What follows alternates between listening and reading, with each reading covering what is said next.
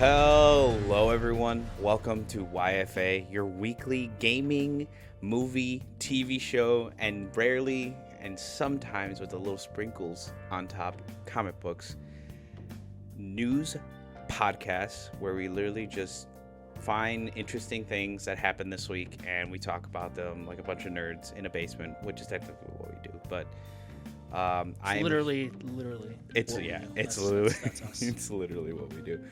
I'm here with my best friend and co-host, Hal.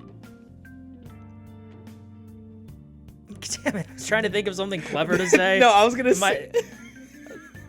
Your silence. And then my head went to, you know that scene from SpongeBob where Patrick says, what is he, like, the machinations of my brain are an enigma? And then the machinations... Hold on. Yeah. The machinations of my mind are an enigma, and then it's just spilled. I milk. literally thought of the spilled milk. That's where my head went. But yes, Abe, how was your week? Actually, it wasn't that bad. It was really nice. Everything at work was pretty damn good. That's good. That's good. I did a lot of gaming on my PC. After having taken that PC a little break. right there. Yeah, the one that felt neglected for a little bit because I really couldn't figure out what I wanted to play on it. I mean, I played Once Human for a bit, but then because of Monster Hunter Wilds, I've been playing on my PlayStation. You think your PC feels neglected? Mine is just sitting on the floor collecting dust. Damn, dude. But no, yeah, I've been playing on my PlayStation and PC a lot more. Besides for Dead Space, because of Monster Hunter Wilds, I've actually played World again. On PC or PlayStation? On PlayStation. Monster Hunter World. I think I'm going to buy... I was considering buying Wilds on PC, but I'm so used to the console controls for Monster Hunter on PlayStation you can hook up your controller to your PC. You do know that, right? Yeah, no, I know that. I'm all of it's there, and plus it's crossplay. I can play with my PC friends. I got you. I feel that. I got you. Yeah, but my week's been good. How about you, man? It has been okay. I was just building up to that suspense of just it's okay. I don't know. Work. Mostly work. When I'm not working, either doing my other work, the trivia shit, or I'm playing trivia, or playing video games, or watching movies. I'm a very simple man with simple tastes. I am but a simple man. Video game. Yeah. I want to go somewhere next year. I was thinking about going to Japan next year, but it's so expensive because they're having the Star Wars celebration next year in Japan, and I feel like I've always wanted to do Star Wars celebration, so two birds with one stone, but it's so expensive. Not the celebration tickets. The trip is... Oh, yeah. Like, it's like several $1,000s. Yeah, because people always visit Japan. Yeah, I mean, it's Japan, obviously. Everyone's there to see Hideo Kojima. The land of the anime. And it's not even for Hideo the Kojima. Anime. Yeah, exactly. Hideo Kojima. It's not even like I should be a weeb or an otaku, but I'm really not. I've seen literally, I think, a handful of one show, and I've seen, I think, 5 Studio Ghibli movies, and that's it. But Zom 100, Bucket List of the Dead. It's on Netflix. It's really good if you're like me and you like zombie movies or stuff. It's also on Crunchyroll. It's really good. Yeah, of course. It is. It's really good. But yeah, no, my week was okay. Happy to be here talking about some good stuff, some necessary stuff for the industry, or for people in the industry, and then some what the fuck Jeff Keighley stuff. Yeah, what a monkey wrench, dude. And some crazy Tom Cruise stuff. Oh yeah, Tom Cruise stuff. Yeah, crazy Tom Cruise is being crazy. Unitology. Again. Scientology. I know, but that's the whole point of Dead Space. Unitology is science. I feel like if Tom Cruise existed in the Dead Space universe, he would be a unitologist. Yeah, that's what. Yeah, it's funny as much as the developers say, "Oh, unitology isn't Scientology." It's Scientology. There's definitely some sort of inspiration or correlation because of the cult-like aspect. And the fact that you have to pay money to go higher up into the hierarchy, like Scientology. You're like, hey, give me money. Give me money. So you're closer to L. Ron Hubbard spiritually. Spiritual. Yeah, it's so funny. We should start our own religion. You know, the cult of basements. I don't know. No. I feel like there could be an audience for that. Maybe not the audience we want. But not the type of community I want to conjure. Now we're alienating like the 10 people that listen to this. Yeah. Because they also listen from their basements. Or from work. Or on the drive home for some unexpected reason. Yeah, if anyone ever comments, you should let us know how you listen to this normally, if you're a regular listener. Yeah, if anyone even has But a no soul. one will ever comment on No this. one will ever comment. One day we'll hit gold. Maybe if we... Well, you were going to get the What? the video camera, right? Yeah, that's the plan. So I'm going to get the camera, and then I'm going to get the couch, and then we're going to move over here to the right of me. Did you have a camera in mind, or...? Yeah, it's just like a GoPro. Just put it okay. right on my PC, and then boom, have it face towards us. Is it on just like on Amazon? Yeah. Okay, cool. I can just pick it up on Amazon. I'm wait. Well, I have money saved up from a previous paycheck, and then I'm saving this next paycheck coming up. And because it's Black Friday, I'm gonna try to see if I can get some like GoPro camera. Smart. Figure out how to like set it up the recording on my PC so that, like I said, we can have an episode where we record it. I wonder I don't know if there's any games that I want to get if they have a Black Friday sale. Is there anything? Are there any games you want to get? I was thinking about getting, Snap. Space Marines 2. Oh yes. On my PC. Oh, On PC. dude, you have a good PC. Get it on your PC. You have a 4070. Yeah, I'm not gonna play it on console. I want to play it on my PC. Dude, Maybe I should play it on PC. I don't know how. I have a 3070. I could probably run like medium settings at 60. Probably. Yeah, I'll have to see. What were we talking about? I don't know, a bunch of stuff. Yeah. You want to get into the topics? Oh yeah, let me start us off real quick. So, well, actually, this is your topic, I think. So I. Oh yeah, This was kind of a big, Let Al go gaming first. Event. Yeah. Update event occurrence that took place this week. ZeniMax, whom you may know because of Bethesda, union workers strike in protest of Microsoft remote work and outsourcing policies.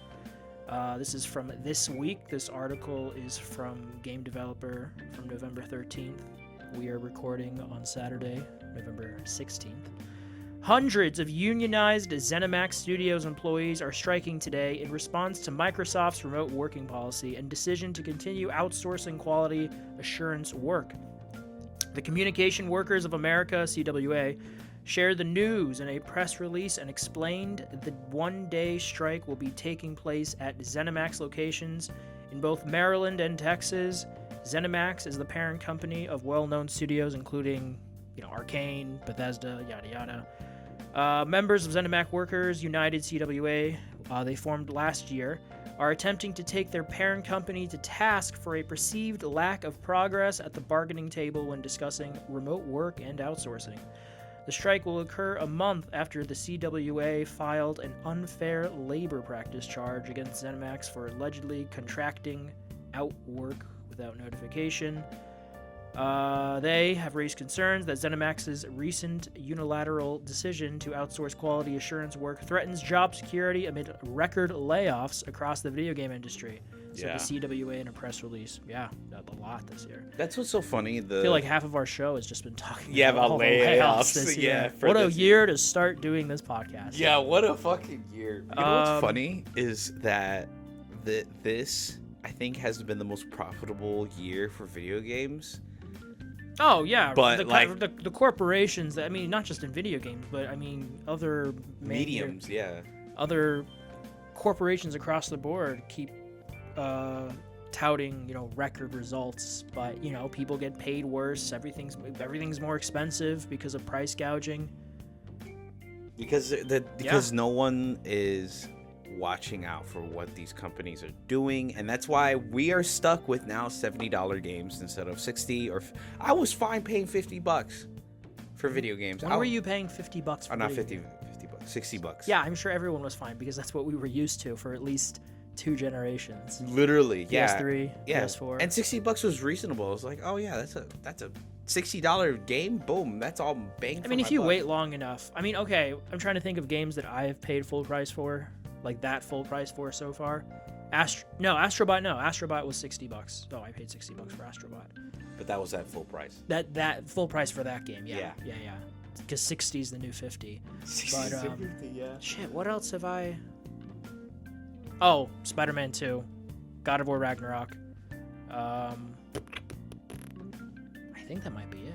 Maybe Lego Star Wars: The Skywalker. I don't know if that was $70, but I bought that at launch. Survivor. No, I paid 35 for that.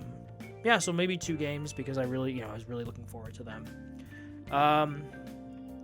But I guess, let's see. This one's from GameSpot. They go on strike. After the strike began, Microsoft issued a statement affirming the company's willingness to listen and address their concerns at the bargaining table. Yeah. This is from Twitter profile Steven Totillo. Quote from MS Microsoft rep to me today. From today's ZeniMax strike. Again, this occurred on November 13th. We respect our employees' rights to express their point of view as they have done today. We will continue to listen and address their concerns at the bargaining table. So, corporate talk for... I don't know. Do you think that'll move the needle at all? No. A one-day strike? No. At all? You don't think they can be taken to the bargaining table and make little in one day adjustments? No. Not in one day, but because of their strike and then them showing that they're willing to do this. I mean, if they do it, I would say they would have to do it like right at a pivotal point in development for something that's going to release. Is there anything that's going to be released soon? From ZeniMax? Yeah. Well, this article does mention Indiana Jones, which comes out next month for Xbox and PC. So yeah, next year for PlayStation. So yeah, so then in that case, yeah. So if they will go on strike, this is like basically minutes and seconds that could be used to help polish, final touches on the game and for it to go gold before release. Usually it takes, I think, 2 weeks before it actually releases for a game to go gold. So technically they have a lot less time. So if it releases in a month from now, they only got maybe like 2-3 weeks. So hopefully they can iron out this thing, which is very much valid. I do understand like people want to work from home, but in a weird, not a weird way, I understand why companies have certain policies about working from home, because there's a lot of like security risks from working off of like a home network. You know what I mean? So I get that like precedent from the corporate side, but that's like the only thing I understand. Like, oh, they work from home.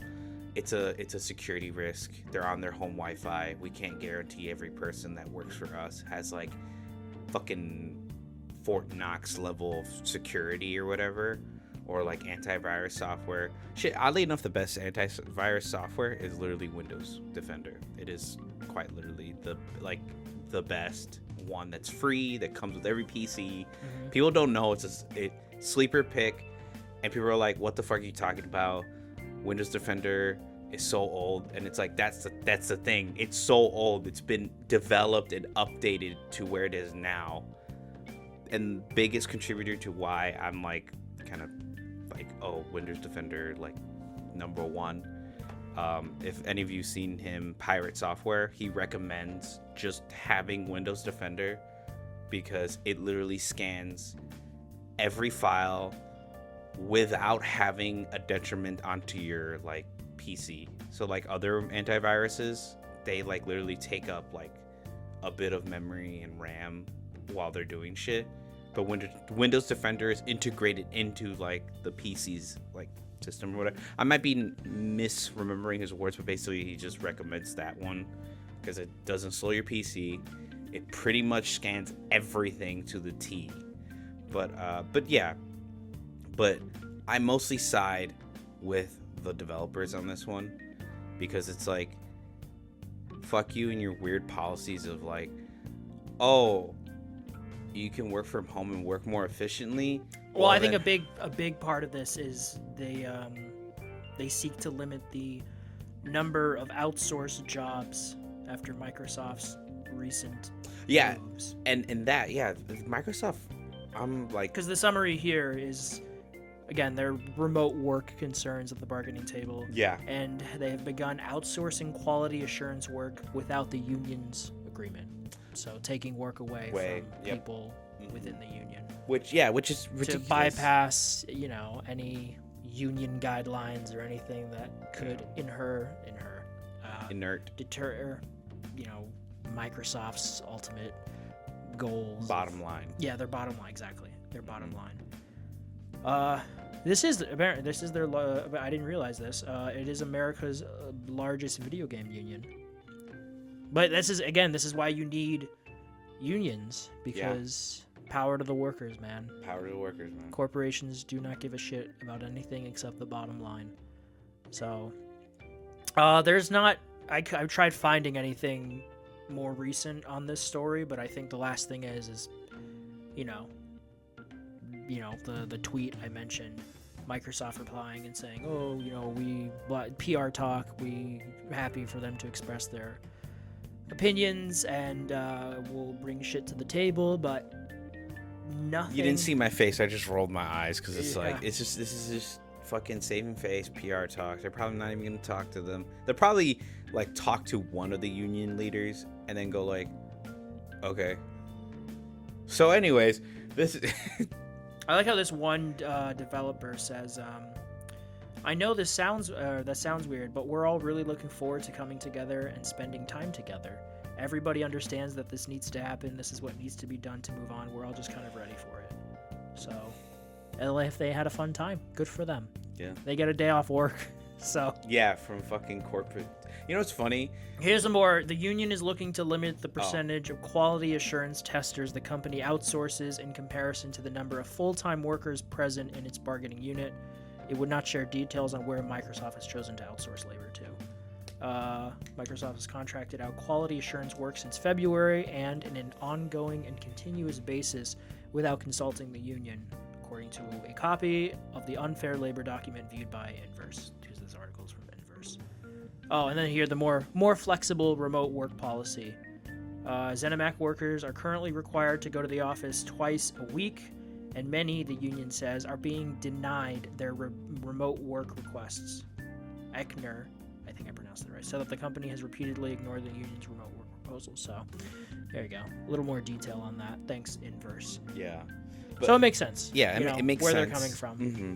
I it's funny. I feel like game development now is such a like unironic like 9-to-5 office job instead of it being like it's longer than that. I mean, the triple game scene. I mean, AAA hours that they can put. I mean, you hear the stories from what they did with Red Dead Redemption 2, which it sounds like they've gotten better, hopefully, for GTA 6. But Last of Us Part 2.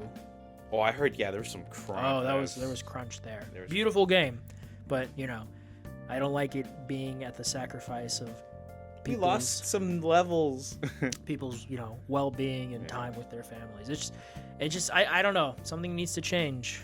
I know we sound like a broken record, but yeah, but that's the thing. It's like what can you change? I think a couple of things. One being I would say the idea process, because I feel like the scope of a game, because so many games it's like you got to go big or go home, but go big. There needs to be a cap, just for the sake of time. I mean, because it also be beyond what it can do and has done to a lot of developers and studios is the timing.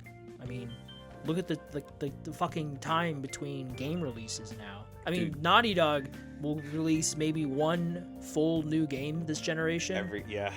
And then we'll get one more game from Sony Santa Monica, Insomniac, I bet, will give us at least 2 more games because they're crazy. They're insane. They're called Insomniac for a reason. Obviously, I mean, fucking Rockstar, GTA 5 2013, Red Dead 2 2018, GTA 6 as of right now 2025. I mean, that's what, fucking 7 years Yeah. since Red Dead 2. That, Uh-huh. I mean, it's crazy. It's insane. It is. Oh, we were talking before Bethesda, fucking Fallout and Elder Scrolls. We don't know when Elder Scrolls with Starfield. Okay. I know it's so funny, like how. Yeah, I was you were gonna say just outsource. Just outsourced, but like right now, there's like a whole like. Or create like different studios at Bethesda. You have Literally, Obsidian. Like You do the higher. Like I mean, obviously it's easy for us to like. Yeah, Oh yeah, just- do this to magically fix all the problems. Yeah, like just make If they Obsidian can do it, but like. afford the manpower, at least from the Bethesda sense, maybe it would make sense to have multiple teams. Yeah. Oh, I don't know how many teams they have. I think. Dude, they have a lot of teams. They No, have I an know A they team, do. a B team. Like Insomniac has, I think, 2 or 3 teams, and just how they divvy that work up. Because in my head, it's like, oh, it makes so much sense. You have a team that just does Elder Scrolls, a team that just does Fallout, and I guess now a team that just does Starfield. Whoever's on Fallout, you better fucking know what you're doing. Anyways, but like, it's funny. You better fuck it up just to piss Abel off. Dude, it's like. I'm more of an Elder Scrolls guy, so don't fuck up Elder Scrolls 6, dude. I have no expectations after it's like. Starfield really left a bad taste in people's mouths. Yeah, it especially with was that like DLC. very meh. Yeah, Like it's not the worst game ever, but it's very like a 6 out of 10. Or It's so like funny maybe they a 7 out of hyped 10. up. They hyped up this new IP for so long. I know we're getting a little off topic, but like they hyped it up so long, and it was just like it was like a nothing burger. It was okay, but I want a anyways, burger now. Thanks, Abel. same. But like that's the thing. It's like I know I just said like outsource it, but what I mean by outsource it, I mean literally give it to Obsidian. They literally made one of the greatest Fallout games of all time, New Vegas. They're doing their own shit. I know they're doing. Avowed is about to come out. Then they're doing the Outer Worlds too, which I'm really excited about. That's- I like the first one. I That was heard a the fun first one. weekend. Yeah, I heard the I first spent the one's whole fucking weekend great. playing it back in 2020, I think. I want to say. It took me. It's not a huge Sounds about game, right. but I played it the whole weekend and I had a really fun time with it. So. Yeah, that sounds about right. I don't know why 2020 was when Outer Worlds like really hit its stride. I think didn't it come out in 2019 or was it 2020? I'm pretty sure it was 2019. Yeah, so yeah, that's what I'm saying. 2020, I don't know. I like heard about it. A lot It's a more. good. It's a good. It's not a huge game. It's not perfect, but it's fun. It's a good game. It's a fun. It's Fallout game. in space, from what I hear. Yeah, it's like a more smaller. Yeah, it's Fallout in space. I mean, you definitely get that Fallout vibe and an aesthetic from it. Yeah, so that's what I'm saying. Like these are Obsidian, or even like you have fucking Microsoft. Fucking make one of the random fucking indie studios that like Microsoft. Dude, that's what's funny. I know we're talking about Bethesda right now, but Microsoft has so many fucking indie studios that they just gobble up, and then like Gobble. and then they just make them like little small teams that like do things for other studios. That they could literally use maybe 10 indie teams and go like, here's a Fallout IP, make a game in like 3 years. We'll come back. They could literally it's just. easier said than done, Abel.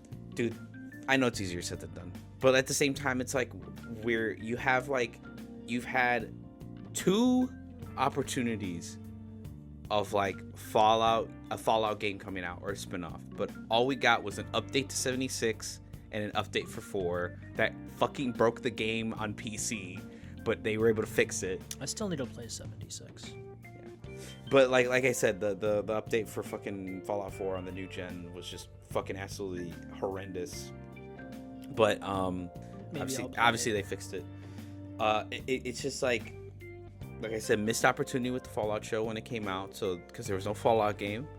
I think they even mentioned that some Bethesda like not managers, but I think like higher ups, they were like, why didn't we have a Fallout game ready? Maybe for season 2. They won't. It won't happen. They won't. Watch there be like New Vegas 2 That would or be great, but or- it's not gonna happen. or remaster. Dude, if they remaster New Vegas, I'm gonna fucking explode. They should. They should do it. They should, because doesn't New Vegas kind of tie into fucking the TV show? I think it does. I think did you finish season 2 or season 1? I got about halfway through, but I Yeah, I'm only on episode 3. I know like spoilers for who hasn't seen it, but the NCR are like somewhere towards the end of the show. I don't know how they end up in the story. I just know they're at the end of the show. That's it. So that's why I'm saying I'm pretty sure the end of season 1 has New Vegas in it. Like it shows New Vegas or something. Oh no, yeah, no. They showed it in an episode ending where like it kind of zooms out and there's like Deathclaw corpses, and it's like the New Vegas Strip, and it's like. Did it get nuked or? No, it was attacked by a horde of Deathclaws. I remember that ending. Like it's like, you know how like all the endings for each of the episodes of the Fallout show kind of zooms out from locations we've been at in the games. Yeah. It zoomed out of the strip and there's like a bunch of fucking Deathclaw corpses. That makes sense. So because it was overrun by Deathclaws, which makes sense because Deathclaws are like in lore wise inherently very strong and very like an apex predator of the wasteland. But anyways, unless it's the beginning of Fallout 4. Yeah, where you can easily just fucking yeah.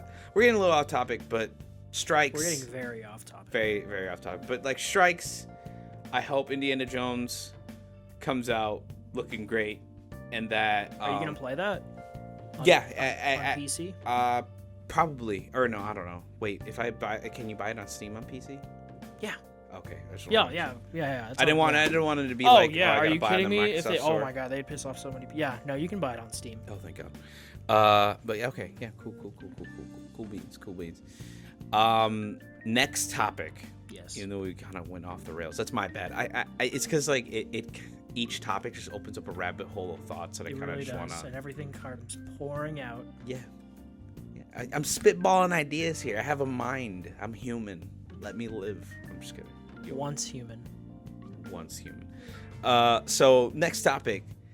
Sony's learned lesson from, guess what? Everyone's favorite game that failed and burned in the fucking cremation. Concord.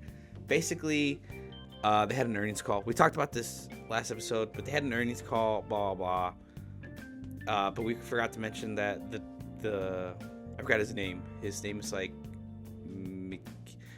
he was a temporary CEO when Ryan left. It's a very Japanese name. Very Japanese name. I do not want to mispronounce it and disrespect the gentleman, but he's trying his best to fix everything that Jim Ryan.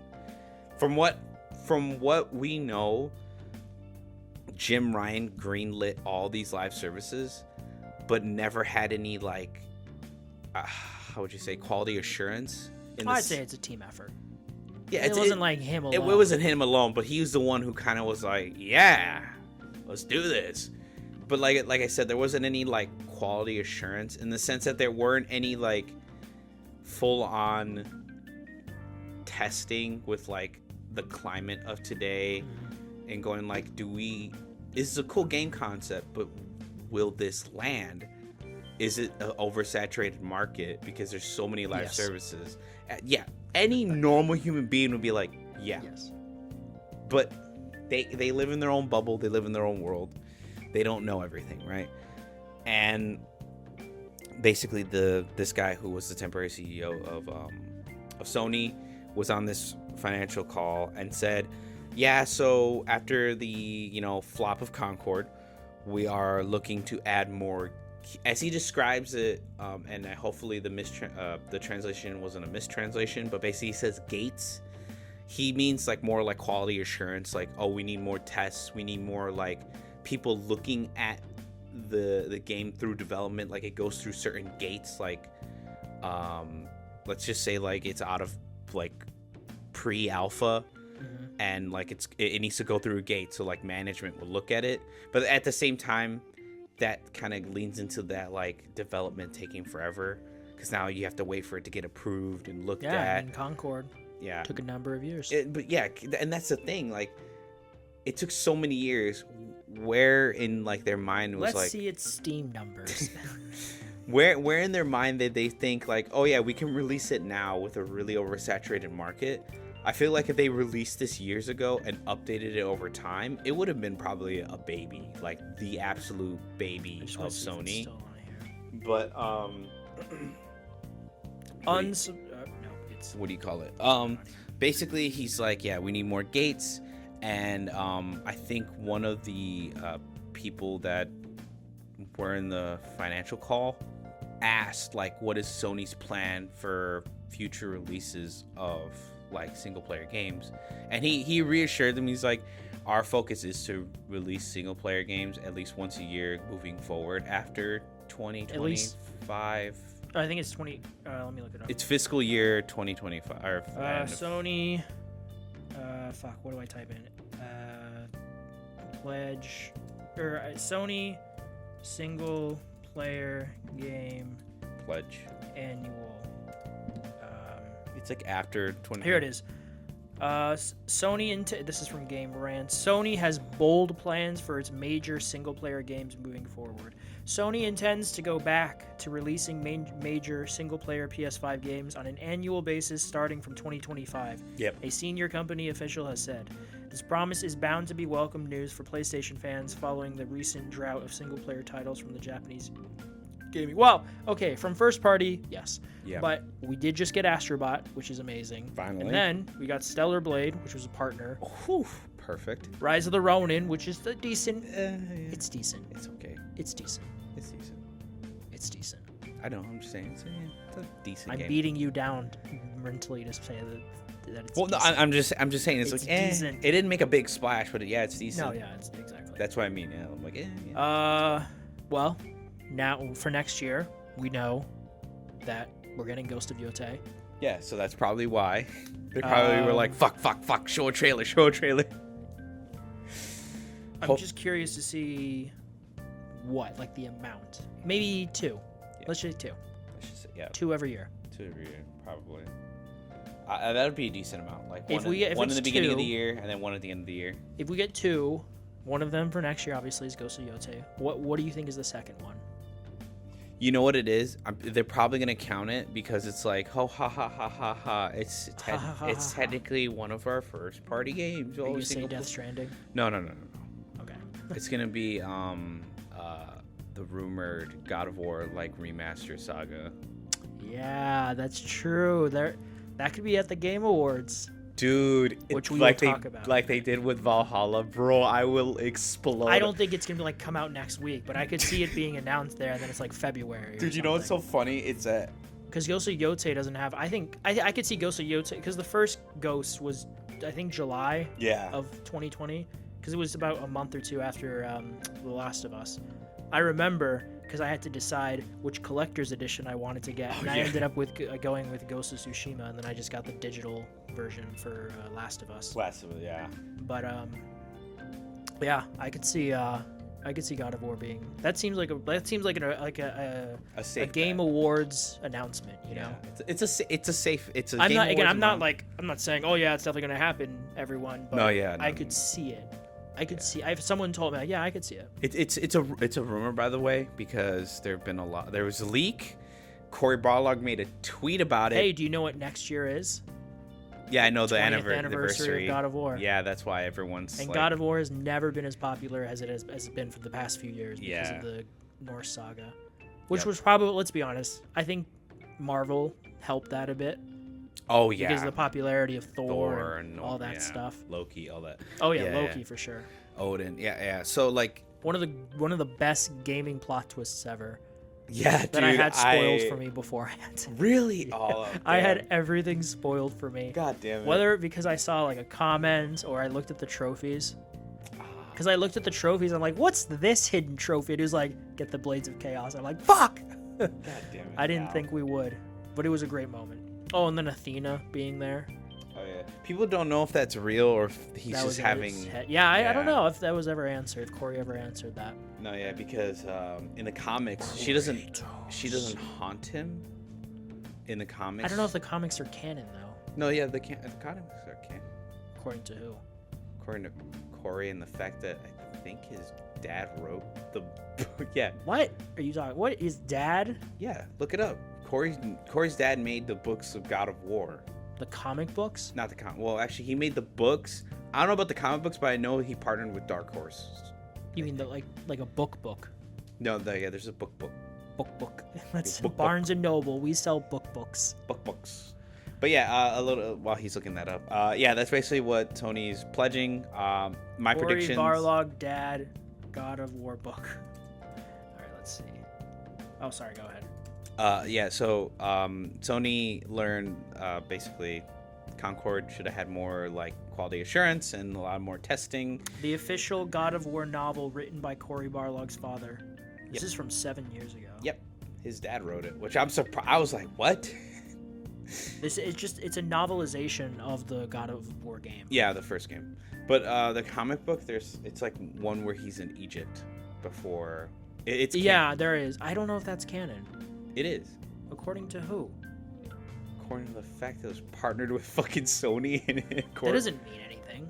And it takes place before fucking the North. All right, is the God? I know the old comic isn't canon. I don't think so. Let's see.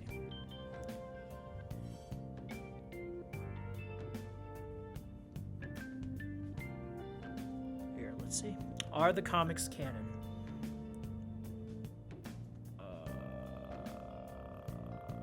Okay, there's no answer here. This guy. Anyway, so yeah, moving forward, hopefully, go see. Fully expecting Go see Ote and the God of War, Greek Saga remastered. All right, whatever. The fucking fandom here says yes. All the comics, novels, art books, instruction manuals, information of official websites, card game, multiplayer are canon. There you go. Everything's canon, even the multiplayer. Actually, it kind of makes sense. I like the multiplayer. Yeah, the multiplayer first Ascension was actually really decent. But anyways, yeah. Next topic: Ubisoft getting sued by two guys who played the Crew. And no more Crew. No more Crew, because if anyone doesn't know, there was a game that Ubisoft released called The Crew, and then they made a couple other Crew games, and I believe they took them offline. And these gamers who bought these games on hard disk were like, what the fuck? Why? There goes all my shit. This is like unethical.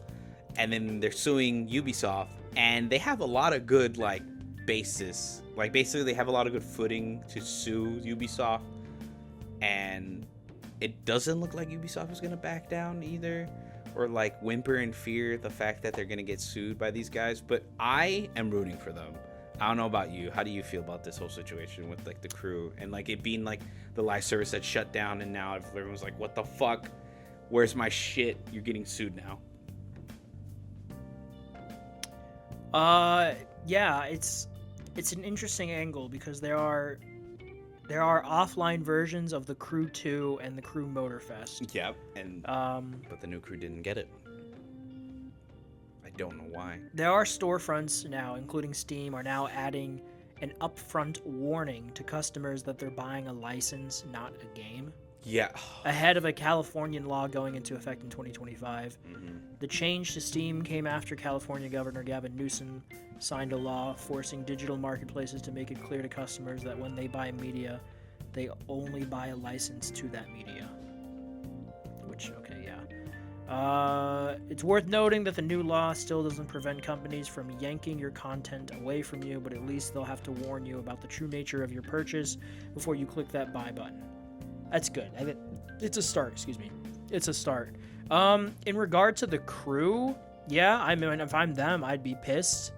I hope they can get some sort of something from them, because if you buy a game and it's not made clear to you ahead that like, you know, it's going to be gone at a point. Yeah, I'd like to look at the brass knack details, because you know those fucking copyright things. Sometimes you gotta sign. I don't know if this game has it, but I've definitely experienced games recently that have it, and you have all the fucking text that no one ever reads, and you just agree to it. Yeah. Like if there's anything like that there that they could use in their legal defense to bypass anything, you know, the not the plaintiffs, the defendant, or not the plaintiffs would throw at them. Even here it says the plaintiffs were under the impression that they were paying to own and possess the video game The Crew instead of paying for a limited license to the use of The Crew. This license over product argument will likely be at the crux of Ubisoft's defense. You never knew that the manufacturer could come in one day and without your control leave you with a skeleton of what you thought you paid for, which is a very fair criticism. Yep. And it's, yeah, I mean, if you have a game and you can't play it at all to any degree, you know, it's like, what the fuck? And these guys are in California too, so this was filed November 4th. They bought the crew in 2020, and then the other guy bought it in 2018. So I'm curious to see how far this gets to in the courtroom. In my opinion, yeah, it's a shitty corporate practice. Unfortunately, it's just something that happens with certain multiplayer games. The servers go offline eventually, and if it's that's why I'm not a big, I'm not a big multiplayer only guy.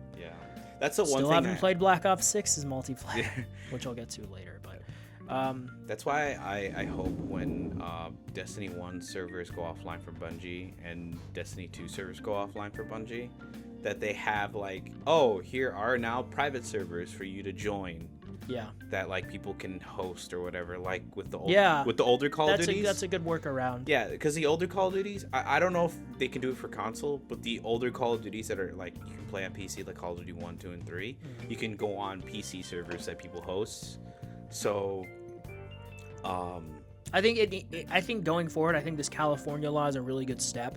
You, depending on the product, of course, especially multiplayer, you make it abundantly clear, for the sake of both the player. It needs to be separate from terms and like agreements. Like it needs to be like the first prompt you see, like, hey. Yeah, it does, because I don't think it will be, unfortunately, because a lot of corporations, will use that as leverage. Yeah, they're like, hey, you didn't read the fine print, because no one ever reads the fine print. But yeah, I agree. Just because, let's be honest, people have short attention spans. Yeah, but you need to make it abundantly clear, like, this is something that is not going to last forever. Yeah. When did the crew come out? I think a while ago, dude. Yeah, I know. Dude, we were before fucking college, I think. 2014, so a decade. Yeah. 2014. Whew. Yeah, it's an interesting case because, again, you are dealing with an older game, but it is, you bought something and then you're like, just kidding, you can't play it, but we got your money still, so fuck you, which sucks ass. It just sucks, man. I hate corporations. Gotta hate it. I hope they get something for it. Again, I think going forward, it just, because you can't have, you can't bring forth a lawsuit every time something like this happens, and people will file a lawsuit. Ubisoft just can't catch a break. Good, yeah. And this is coming from someone who has played every Far Cry and every mainline Assassin's Creed. Good. Fuck them. Mm-hmm. Next topic. Elden Ring. Oh, Elden Ring. Oh, I'm trying to remember the fucking from the trailer, the monologue. I can hear the music in my head. Yeah, where he goes, oh, Elden Ring. That's literally what he says. From that original trailer. Yeah. Okay, anyway, Elden Ring. The reason we bring up Elden Ring is because, according to the Keymeister, the Keeley, the Jefferino, the Jeff. This is from there's other sources, but I'm just reading this from Polygon. Game Awards confirms Elden Ring DLC, Shadow of the Erdtree, and any DLC is Game of the Year eligible. This coming Monday, the Game Awards 2024 will announce its list of nominees, selected from ballots submitted by video game publications, including a ballot from us here at Polygon. Today, Jeff Keighley and company have issued a clarification on nominees' eligibility. Although previously the rules did not explicitly forbid video game DLCs and expansions from nomination, some may have erroneously assumed that DLCs wouldn't be in contention for these awards. In an update posted today, this article is from November 15th, so yesterday, to the FAQ on the FAQ on the Game Awards website, there's a new question: are DLCs, expansion packs, and remakes/remasters eligible? Well, I mean, we already know about remakes because of, Resident Evil 4 and 2. Here's the answer. The Game Awards aims to recognize the best creative and technical work each year, irrespective of the format of that content's release. Expansion packs, new game seasons, DLCs, remakes, and remasters are eligible in all categories. If the jury deems the new creative and technical work to be worthy of a nomination, factors such as the newness of the content and its price/value should be taken into consideration. So there you go. $40 is worth for a DLC. I disagree that DLC should be categorized. Well, that DLC. I meant any DLC in general. And in a DLC, no, yeah. As its own category for Game of the Year. Oh yeah, DLC Game of the Year. If you can, my rule of thumb is if you cannot play this separate. Okay. You seem so heated. I'm trying to think of an example. Undead Nightmare. That's its own thing, that's its right. own, You can play it by itself, right? Can you? Yeah. I think. Yeah, so. in the original. So you can play. Yeah, fuck it. That can count because it's its own thing. On PC, you can with the new PC remaster, you can play it in the menu. Like you just literally go down to Undead Nightmare, click on it. But in the original, it was a whole separate file, its own thing. Like, okay, if Shadow of the Erdtree was sold as a separate, like if I could go onto my fucking app right now and buy Shadow of the Erdtree and just play that without playing the base game, then fine, I wouldn't care. But it's a tied DLC to a game that released Valhalla? in 2022. What about Valhalla? Would that count as No, I mean that's like fucking 10 hours of nothing. Well, nothing. No. Nothing. It's a small. Okay, Shadow of the Erdtree's a big. I mean, it's as big as a lot of main games. So from that perspective, I do get it. But for me, the crutch, the thing that throws it for a loop, is the fact that it's not its own thing. Like it's tied to a 2022 game. So it just seems a little unfair to push out actual new games this year that may have, like, one game that may have been in there. Space Marines 2 was so fucking good. I'm sorry. I'm just talking about, like games that play it? That's why I want to buy it. It's so, dude, I saw fucking one mission. Yeah, it does look, I need to play it too. Gorgeous. But like I said, like in agreement with you, like, yeah, there are games like that came out. Black Myth Wukong. That's not getting nominated. You don't think Black Myth Wukong's not No. getting Wow. I just don't think it will. Not from these publications. Yeah, you want to bet? Why doesn't you want to make another bet? No, why doesn't anyone from fucking Black Myth because it doesn't have that high enough Metacritic score. It's like very pretty, but the gameplay isn't for everyone. It's shallow in certain aspects. Have you even played it? No, but I saw a playthrough. Okay, there you go. That you haven't played it, so that's true. I haven't played it either. To be fair, I'm just going off of the Metacritic scores. Have you seen gameplay of it? Yes, I've seen gameplay of it. Okay. But I don't think it's Abel. No offense, but you also thought that Dead Rising was going to get nominated. I'm still holding. I've decided because I pity you. You can keep your $5 because I know I'm right. That's how high and mighty I'm being about this. Keep your fucking money because I know you're fucking wrong. No. But anyway, I'm curious. Okay, what I'm curious. I guess we'll know Monday, and we'll talk about this next week. Yeah, we'll know Monday. How many how many people submitted it as, A lot of people did submit it as Game of the Year. You don't know that. For a Shadow of the Erdtree? You don't know. Publishers don't think like the average gamer, or publications. Oh, I thought you meant okay, never mind. No, the average Joe Schmo online would go like Elden Ring. Yeah, exactly. Yeah. But publications, they don't think about it in that light. No. But they do praise it as it's so good that it could be its own game if they even released it. And like I said, if it was released as a standalone thing that I could go buy by itself and play for $40, then I'd have no problem with this being eligible. But the fact remains that you need the base game to play this, which is a 2022 game. So it's not its own game of the. It's not a game of the Freedom year. Cry. Assassin's Creed Freedom. Well, that's its own thing. Well, technically, isn't it a DLC that they released? Yeah, but it's its own thing. I played it by itself. You don't need Black Flag to play. That's what I'm saying. Like exactly. So if they did just that, then I'd be like, okay, what's the Bloodborne DLC? Oh, Old Hunters. The Old Hunters. You need the base. That's a fucking great DLC, but you need the base game to play it. Yeah. So that's it. That's the one, for me personally, that is the one caveat, the one hurdle that I'd be like, okay, then I don't care. But right now, I care. Because, yeah, like you've said, and others have said, the size and the content in this is, it's bigger than a lot of games that come out. And it's good content. So I get it. But it's you can't play it by itself, and to me that just seems that should be a rule, in my opinion. No, yeah.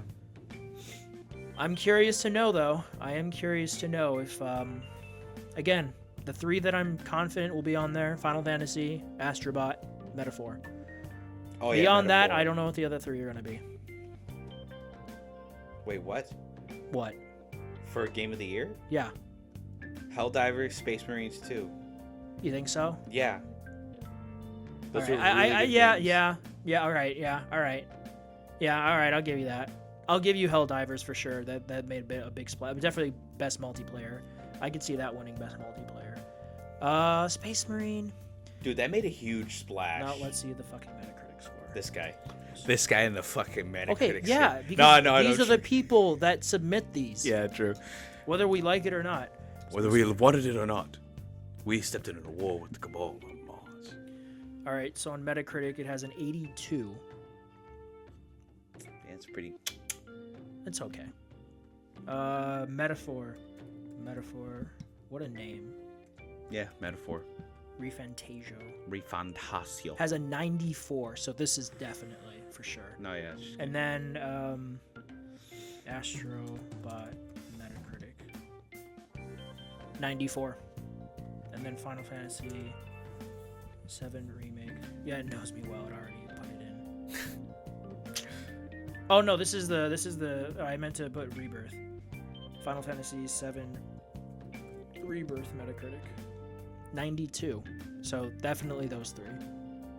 But yeah, so like Helldivers and Space Marines, I feel Maybe. like because they're in the 80, close to 90. Well, it's like a low 80. It's a low 80, but it's like still. Again, I'm not convinced with those 2, but at the same time, I could totally see it. But definitely those other 3, Yeah. for sure. Next thing. Oh wait. Oh, what? What? I saw the next topic. I didn't even see this before we even hit record. What? Oh yeah, the Splinter Cell movie. What happened? It go bye bye. What do you mean it go bye bye? It go bye bye. Where the fuck's Sam Fisher? Where is my Splinter Cell This movie? comes from here. We'll just do the IGN one. Ubisoft's Tom Hardy led Splinter Cell movie is dead, surprising no one. Tom Hardy led? Oh, I'm dying. This is how I die. Well, it was an knowing animated Tom series. Hardy was gonna be fucking Sam Fisher. Surprising no one, Ubisoft's Tom Hardy led Splinter Cell movie isn't happening. This was announced in 2012. Abel, Oh, never mind. with Okay. Hardy at the time fresh from starring as Bane. Jesus Christ. 2 years later, Edge of Tomorrow director Doug Liman was brought in to helm the movie. But since then, apart from vague quotes about how things were going from the people involved, nothing concrete emerged. Now, producer Basil Iwanek, I think, has confirmed the Splinter Cell movie is dead. In an interview with the direct, Iwanek called the film one of those that got away. The movie would have been awesome. Just couldn't get it right, script-wise, budget-wise, but it was going to be great. We had a million different versions of it, but it was going to be hardcore and awesome. Okay, you That's such vague PR talk. Yeah. Oh, we have a million different ideas. We couldn't get anything right. We couldn't agree on a specific vision, but it was going to be awesome. can't make a Splinter Cell movie, but you can make another Mission Impossible movie. Yeah, that also doesn't. I mean, that's just Tom Cruise. Being Tom Cruise. Dude, there you go. Get Tom Cruise to play Sam Fisher. Literally, wait a minute. Yeah. Actually, yeah, that would kind of work. That would, yeah. Because Sam Fisher's like super old, and like if you haven't played, like Sam Fisher showed up in Rainbow Six. Did you know that there was an animated series from Netflix and Ubisoft called Splinter Cell Death Watch, starring No. Liev Schreiber? No. What? When? What? I didn't even know. We didn't talk about this. Holy fuck! When did that come out? This was from September. This trailer of this year. What the Okay, fuck? wow, we didn't talk about this. Yeah, we didn't talk. Okay, there's apparently an animated Splinter Cell show on Netflix, yeah. which could go either. It could be really awesome, like Arcane or Edge Runners, or it could be not awesome, like any other. any of the other Netflix stuff stuff. Yeah. that we get. Yeah. Oh my god, I need to charge my PC. It's about to die. PC explode. No. I can't have this explode. It's my company PC or laptop. Company PC. It's funny though. explode. I use it more for other stuff Although there was a time at work where when I had a desk, I didn't have an actual PC, and I was just working off of my laptop. And I'm like, why the fuck am I here? I'm working off of a laptop, and I have to come in for this. But I have a computer there now, so. You're like, fuck, and now I have to show up. Yeah. Well, I called off sick on Thursday. Oh, what happened? I woke up, was super tired, and really didn't want to go to work, so okay. I just called off sick. Okay. And I went back to bed until noon, and then I watched movies for the rest of the day. Sounds like the dream. Damn, was that your back cracking, or was that the chair? No, it was the cable. It was the cable. Okay, so, yeah, this does not surprise me. I didn't realize that it was announced that long ago. Yeah, it was. But 12 years ago, nothing was going to happen. I mean, so many shitty movies, video game adaptation movies. Yeah. Like, what a genuine, like, okay, Sonic was good. Sonic was Mario, on a superficial visual level, I'd say was good. It was like, you know. But referential level. Oh, yeah. Game I feel like. Oh, yeah. Yeah, I feel especially like as if you a compare game it to the movie, original Super Mario Brothers movie. fucking way better. Well, good movie. We don't have any other movies, but we do have TV shows. We got The Last of Us, Fallout, Arcane, Castlevania, Edge Runners, Arcane. I already mentioned Arcane. You said Arcane, sorry. Yeah. I wanted to say it again because it's so good. Edge Runners. I still need to buy. You know what I'm gonna do? I'm gonna buy the TV show right now. And then we got other ones that are coming up soon, like fucking Henry Cavill's Warhammer. Oh yeah, he's doing a bunch of stuff with Warhammer. Yeah, for Amazon. We have season 2 of Amazon's Fallout, and then we also have Last of Us part 2, season 2. Season 2 of 4 more afterward from what I heard. I can't remember if Neil Druckmann said there's like 3 more seasons after 2 because they need to do what? Like part 2 of The Last of Us. Oh, is gonna be yeah. Seasons. No, it's gonna be 2 seasons. Two. At least 2 seasons. Oh yeah, they're at least dividing it into 2 seasons. Yeah. Which is good. Because it's a pretty big game. Where do you think the finale for season 2 should be at then, if it's gonna be part 2? That's a good question. I think I'm curious. That's a good question, and I'm curious to see how they divide it up because I don't think it's gonna follow the same structure that the game did because it's a video game and not a TV show. So. Watch it be like assuming that Joel does get spoilers for yeah. The Last of Us. Joel, let's say Joel gets killed by like the end of the first episode, which I could very well see happening. Oh man, I'm trying to think. I've only played through the game once in 2020. I need to replay it. I will eventually. Damn. What do you think? Because I'm blanking right now. I have an idea. I feel like if it's gonna follow the game in the sense of like not structure but like beats. Sure. I feel like right to really end it on a twist is the part where spoiler alert, Tommy gets shot in the back of the head, I think. Does he get shot or does he just get beaten up? By Abby? I don't know. It's when Abby crashes into the theater. When you're being sniped at and you don't know who it is at first, and you get the man. I think what was his name? Manny gets fucking shot in the head. Not there. When Abby finds out where. Oh, I see. Because that's the end of Ellie's section, and then you play as Abby. For half of the game. Yeah. So like, we'll have Ellie's perspective, and then season 3 will be. Dude, Abby. I'm just thinking about that was ballsy of them.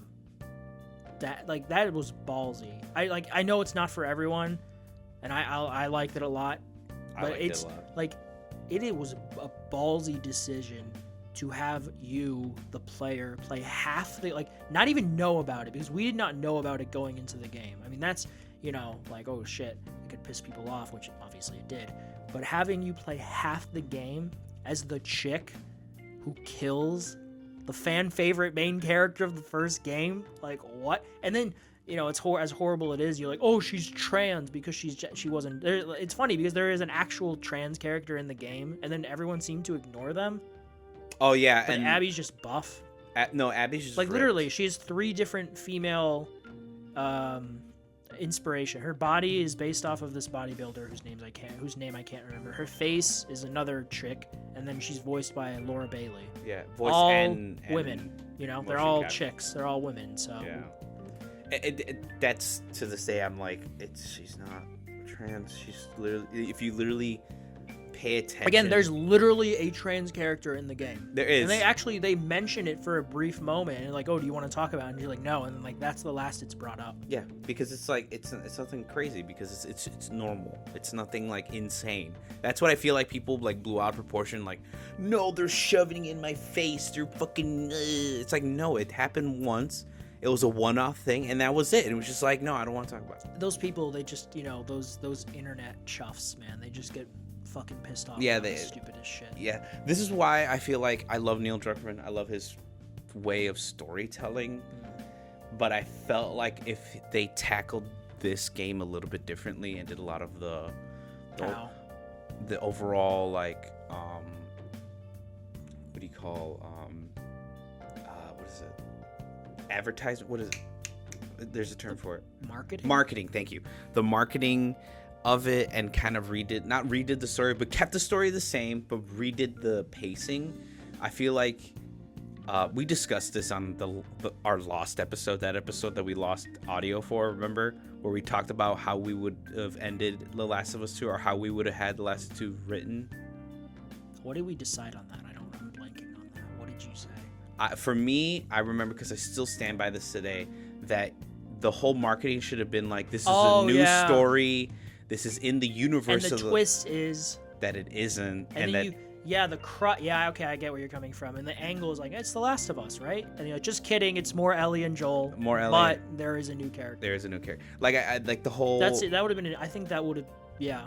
That would have been an interesting perspective. I feel like that would have been such a big twist. It would have helped that theater scene where you're Abby and you track down like this fucker that killed Manny or whatever. You as a player would have been so pissed, like, you fucking killed Manny, a character that I like met while playing as Abby, you dick. And then you come and you shoot the dude, and then you shoot another dude. You dick, you penis. It's like, oh yeah, there you go, kill that guy, and then you realize, wait, that's Tommy, wait, that's Ellie. And then that's when like you switch to Ellie's perspective and like how all it unfold. That's why I feel like they should have just marketed it as like, oh, this is a new entry.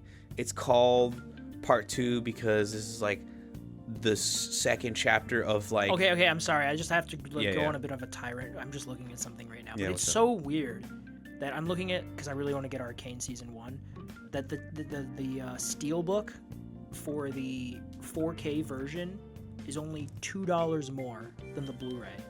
Like, why would you go for the Blu-ray only? Yeah, just when you get the 4K and steel. The Blu-ray for $2 more. Like, oh man, that $2 really pushed me over the edge, man. Sorry, I'm gonna buy it right now. This guy. But what do you call it? So yeah, my way of thinking of marketing, I would have been like, Abby's this new character. The reason why it's called Part 2 is because it takes place in the same universe, and like you semi-lie to the audience and say, hey, the reason why we call it Part 2 is because this is what the world looks like now that Joel made the decision of not letting Ellie create the cure. That would have been a bit of a stretch. I think you'd have to change the title. The Part 2. I mean, Part 2 is a direct continuation of that story. You can't market it as a Part 2. I mean, like, oh yeah, none of those characters. Or just Last of Us 2. Just call it Last of Us 2. There you go.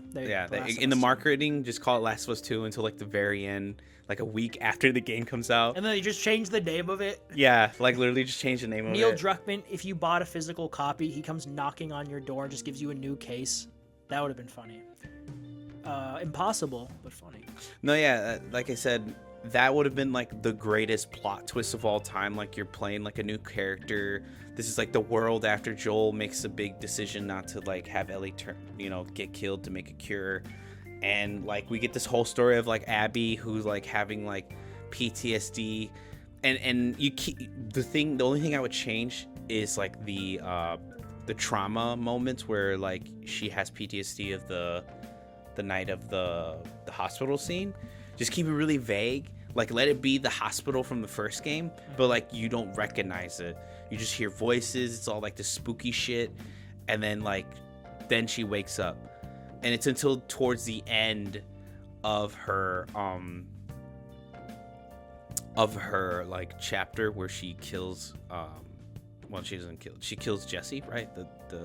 Yeah, Jesse. R.I.P. Jesse. Like, I know she has like one more PTSD moment there, like about like her dad or whatever again, and that's when you reveal like, oh, she's the daughter of the dude you kill in the first game. And you're like, oh my god, holy fuck. And then that's when you switch over to Ellie's like story.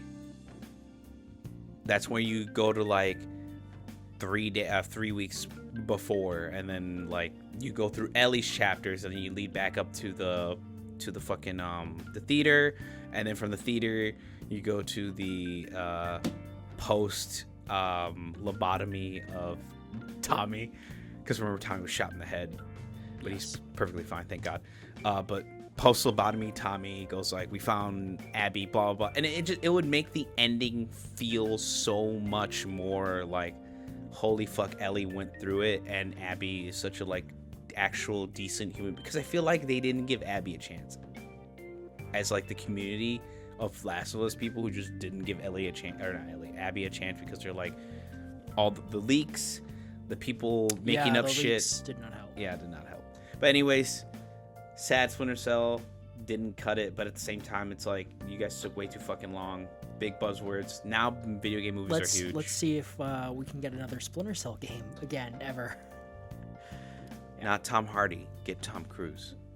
No, put him in the game. Put Tom Cruise in the game as Sam Fisher. Sam Fisher, yeah. Just a remake. Just give me a good remake of the original. This guy's Splinter like, give me a remake, damn Literally, just anything at this point, honestly. All right, next thing. Pivoting straight to just movie stuff. We got a trailer this week. This is very much for me. Mission Impossible: The Final Reckoning. Final Reckoning. It is not Dead Reckoning Part 2, because it should never have been Part 1, because you do not call your movie Part 1. It's marketing poop. The only time it has ever worked out is for shit like Harry Potter or The Hunger Games. Where it needed to be because split. It's a book, you know, like you're being split. It worked very well for Harry Potter. What about The Hunger Games? I wasn't sure if it did. It worked well enough. It made enough money. Yeah. But for something like Mission Impossible, it's like, we don't know the story. Like, there isn't that hook there for audiences, for casual audiences, I should say. Because I have a friend who's very into these movies, and he's very excited for this. But this is the Final Reckoning. This might be Tom Cruise's last Mission Impossible, because, you know, he's 60-something now. Comes out May 23rd. Obviously continues the story of Dead Reckoning Part 1. It's just called The Final Reckoning now. I think they just renamed the previous one. I think it's just called Dead Reckoning. Dead Reckoning now, which makes sense. Yeah. Well, you have the AI angle bad guy taking over the world, the usual Mission Impossible. No one cares about the story. Who the fuck are we kidding? We're here for the Tom Cruise. The crazy-ass stunts. Exactly. At his old age. He's running a bunch in the trailer. Angela Bassett is back from, I think... Fuck, which one was she in? The fifth one, maybe? One of the older ones. The big hook here, and I like that they're hiding it a lot, because I think the problem with the last one is that they kept showing that big stunt that he did for Dead Reckoning, was when he rode the bike off the cliff. Oh, yeah. And then parachuted. Yeah, he did that. They did like fucking 8 takes of it. But, Bro, I bet you the fucking, insurance agency were like fucking biting their nails and they're like, God damn it, please don't. But the stunt in this one is the old biplanes.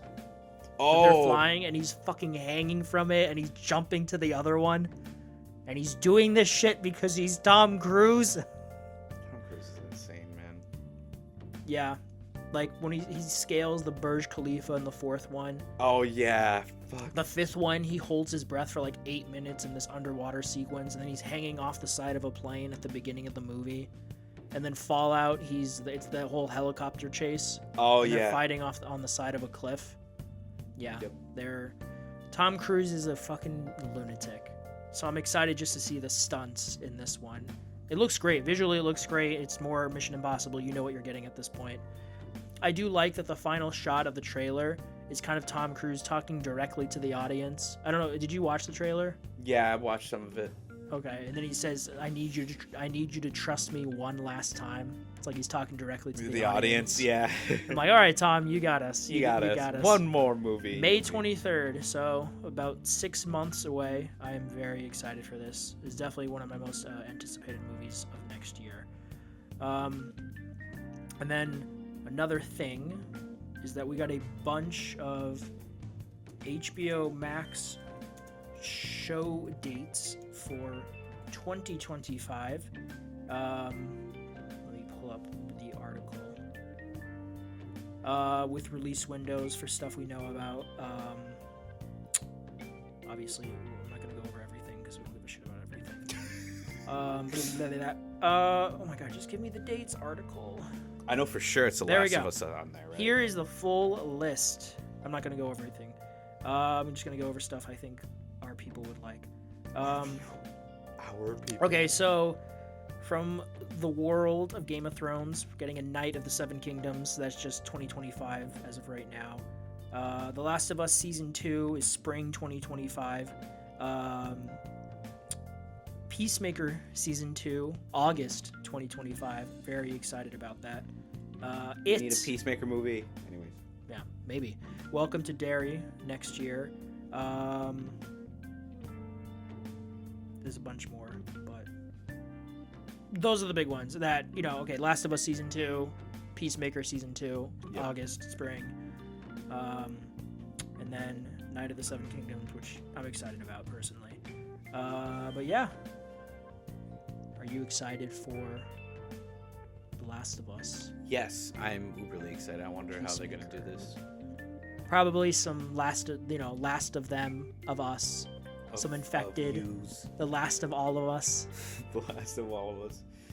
Dude, it'd be funny is at the end of season 2, they reveal that there's going to be a Last of Us Part 3, like game. The video game. Yeah. It's definitely going to happen eventually. I don't think it's... I think it's in pre-production right now, isn't it? Maybe. I can't believe you didn't put this. Okay, since we're on the topic kind of anyway, sort of. Neil Druckmann did a podcast this week where he talked about their next game a bit. And he says it's been in development since 2020 and that he is not the one to decide when it gets announced. That's Sony's marketing call or Sony's side. So, the big takeaway, they've been working on it since 2020. Oh, okay. So it'll be 5 years next year. So, maybe we get an announcement next year. Last of Us Part 3. It won't be. I think it'll be a new IP. I think we get a new IP for their next game, because unfortunately a lot of manpower was Last of Us Factions, RIP. Very sad about that. Never going to get over it. But I think the next game we get from them is going to be a new IP. And then after that, it'll be The Last of Us Part 3. In my opinion. I'll be 30 by the time that comes out. Oh, yeah. I'll be in my early 30s, too. Holy fuck. Yeah. Which makes me sad, but that's life. We'll probably get another remake of 1. Yeah, right. A PS6. Oh, there will definitely be like a PS6 version. Upgrade, of The Last of Us Part 1. 1,000%. Yeah, it's unfortunate because all they've done this generation they've done 2 remasters, Uncharted Legacy of Thieves Collection, and The Last of Us Part 2, and then they did The Last of Us Part 1. Albeit, that is a very pretty remake, because I played it, and I platinumed it, and it was very pretty. So, but I would like to see, obviously, I'd like to see something. Watch it be Uncharted 5. I would not object to that at all. I'd be very happy if it was Uncharted 5. I don't need Nathan Drake to come back, but just like another Uncharted, like a modern-day Uncharted. Oh my god. The last Uncharted we got was 2017 with The Lost Legacy. Now it's a PS4 game. Can you imagine a Last of Us made for the PS5? Like, yeah. I'm gonna jizz everywhere thinking about it, Abel. The fucking technology now, what Naughty does. Their fucking technology, man. Yeah, you know yeah, what I mean. No, I get it. The potential with what they can do with the PS5 hardware is just, I can't wait. I don't know if we'll ever get another Uncharted. I hope we do. Please, or at least a fucking remake of the first one. I would take a remake of the first. That's what I was gonna say. Remake the first game. They were, but then they went with The Last of Us because it is the more popular franchise at this point. Motherfucker. God damn it. Of course it is. But anyways. Yeah. Okay, I'm excited for Peacemaker, Last of Us. Peacemaker. Do you really want to taste it? I was doing the Stallone King Shark. Peacemaker. Hand. Oh, and then last thing, I just wanted to mention it very briefly. Very brief, very Lee. Is that Lara Croft? That's me. It's from my PC. That Sophie Turner is poised to play Lara Croft in Phoebe Waller-Bridge's Amazon series. So Sophie Turner, Game of Thrones. Yeah. She was Phoenix in the more recent X-Men movies, Young Phoenix. She's going to play Lara Croft in the Tomb Raider Prime video game series. It's funny because we just got the Netflix animated series, and I heard it was meh. But there's going to be the live action one on Amazon. Can't wait. Yeah. Obviously, this, played online in real life before by Angelina Jolie and Alicia Vikander in the more recent one. Yeah, I mean, we'll see. Cool. I hope she's good. We'll have to see when it comes out. Are you excited for a Tomb Raider TV show? Yes, because I feel like I said, with the recent releases of TV shows, I am excited to see how this one turns out. Oh yeah, my son's right there. Yeah, I was being careful. Yeah, I've only played. Well, I've played and beaten the 2013 reboot, and then I played a little bit of Rise, but I never beat it. I should though. I played a little bit of the reboot, and then I never. Oh, you should finish. It's so good. It's funny too because I played it. I feel like it's a slow burn at then, first. I mean, a little bit. Horizon, off topic. I'll get to it in a bit. Horizon's opening. I forgot how that's a bit of a slow burn, but I digress. Yeah, a little bit, but it's very atmospheric. It's really well done. Honestly, it's a really good game. I need to give Rise another shot because Rise is a really good game. And then I guess Shadow of the Tomb Raider is the last of the reboot one. I think they're making another Tomb Raider. I could have sworn I remember seeing that somewhere, but nothing official yet. But yeah, I hope Sophie Turner's good, and now I kind of want to watch the Angelina Jolie one. Is it on anything? I think the movie is called Lara Croft Tomb Raider. Yeah, it is. The original is called Lara Croft Tomb Raider. Ah, damn, it's not on anything. Maybe I'll rent it. I don't know why, but I'm really in the mood To watch Tomb Raider. to watch Tomb Raider right now. The Angelina Jolie one. Yeah. But yeah, happy for Sophie Turner. We'll have to see how it plays out. Yeah. All right, do you want me to go first? Do you want to go first? What are you with doing stuff this week? I guess I'll go first because I'm pretty quick right now. Abe first. Yep. My PWRs, my powers for the week have been mostly playing these 3 games. One, Yes. because I'm almost done platinuming it, and the other 2 being because I'm chronically addicted to getting them You are. back in my life again. You are. But first game, Dead Space. I played the shit out of it a lot because I was trying to get the completing the game on impossible difficulty, and at the same time also beating the game with only a plasma cutter. And if you guys don't know, those are the 2 hardest trophies, the rarest trophies on the list actually, with I think only like impossible having like 2% of players completed it, and then plasma cutter 3% of players completed it. It was a journey, dude. I told Al this before the show started, but I Great died. game. Great game. Died 3 times before. I was referring to Journey because you said it's been a journey. Oh, yeah. But no, Dead Space is also a good game, obviously. Yeah. And I died 3 times. And if you don't understand why that is significant, is because impossible difficulty is hard difficulty, but it's 1 life, 1 save. You die, you start from, well, you can play that save again, but it'll be on hard difficulty and not on impossible. And basically you have to start from the very beginning again to complete it. I died. I think my first death was getting hit by a piece of machinery moving. I was basically I was in the part of the game where the beacon wasn't working, so we needed something to shoot the beacon out, but all the escape pods are gone. So the only thing we can do is attach it to a rock and shoot that rock out so that someone can get that transmission. But anyways, oh my god. Sorry about that. I got a little yawny there. No, so then that happened, and then this like little piston thing that scans the rock came back around and swung and hit me in the face, and it killed me. Rip. That was like halfway through the game. I wasn't too mad. I was like, well, whatever. Second time, I died because of not a misinput, but basically I was trying to grab this explosive barrel and throw it at a group of enemies, and I completely forgot there was an exploder to my left, and because it's impossible difficulty, these fuckers one-shot you no matter what. And I grabbed the barrel, looked away, threw it, and then when I turned to my left, the guy was there, and he just lifted the sack, and boom, exploded, and I died. I was like, fuck. And it was like, I think it was a little bit past that like piston part where I died. I was like, fuck. So then I restarted, and then the third time I died. Oh my fucking god. The third time I died, it was right at the end. Yep. Right before the final boss. Yep, it was. And I was so pissed. I was so pissed that same night I replayed the whole game through just to get to the end, and that attempt was the one I beat. That's why last night I was like, fuck yeah, I did it like really quickly. I went through whole game, fucking sped run through everything, skipped every dialogue as quickly as I can, and everything. I got to the very end and I beat it. I have some clips I can show you after the podcast is over, and I can show you what I mean. Like, there were some fucking butt clenching moments on my like last playthrough that I saved. But overall, probably one of the hardest things I've ever done, besides playing Elden Ring.